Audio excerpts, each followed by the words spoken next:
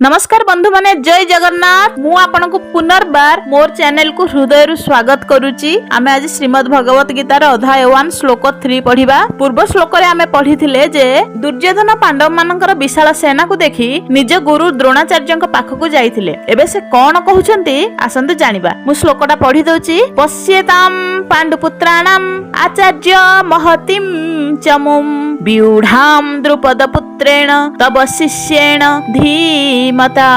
पश्येताम पश्य युक्त एताम पश्येताम पश्य माने कोन देखंतु एताम एताम माने कोन एही पांडु पुत्राणाम चार्य आकु आमे संधि करबा पांडु पुत्राणाम युक्त आचार्य पांडु पुत्राणाम पांडव मानकर बा पांडुर पुओ मानकर पांडव मानकर आचार्य आचार्य कोन हे गुरुदेव आचार्य आचार्य के थिले द्रोणाचार्य महतिम महतिम माने कोन विशाल महतिम चमुम चमुम माने कोन सेना व्यूढ़ाम व्यूढ़ाम काली कहितली सुसज्जित होइथिबा बा सुनियोजित भावरे सजा जाइथिबा द्रुपद पुत्रेण द्रुपदंकर पुओ द्वारा द्रुपदंकर पुओ किए धृष्टद्युम्न तब तब माने कोन आपणंकर शिष्येण शिष्येण माने शिष्य द्वारा धीमता बुद्धिमान धीमता माने कोन बुद्धिमान धी धी माने कोन बुद्धि बुद्धिमता बुद्धिमान यार संपूर्ण अर्थ कोन हला ना दुर्योधन कहउछंती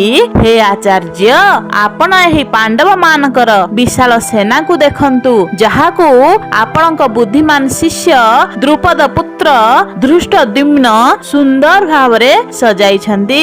एही श्लोक रे दुर्योधनक मनर भय स्पष्ट देखा जाउची। बाहर से आत्मविश्वासी देखा जाउथिले किंतु भितरे से चिंतित थिले। से जानुथिले जे सामना रे थिबा चैलेंज सहज नुहे। आम जीवन सहित एही श्लोकर कोन संपर्क अछि चलंतु जानिबा। आम जीवन रे मध्य बहुत समय रे आमे बाहर स्ट्रांग देखा जाऊ किंतु मन भितरे फियर स्ट्रेस इनसिक्योरिटी रही थाए ना। जेते बेले बड़ चैलेंज आसे सेते बेले भयभीत हेबा परिवर्ते सिचुएशन को बुझी शांत मन रे स्ट्रेटजी बनेबा दरकार। एही श्लोक रो एटा आमे सिखिले जे भय को लुचाइबा नुहे ताकू बुझी जीतिबा ही प्रकृत साहस। भय बाहर नुहे आम मनरु जन्म नै थाए। आपनको जदी एही श्लोकर अर्थ बुझा पड़ी थाए ताल निश्चित रूप रे मो चैनल को लाइक शेयर एंड सब्सक्राइब करबा को जमा भी भूलिबेनी। हरे कृष्णा।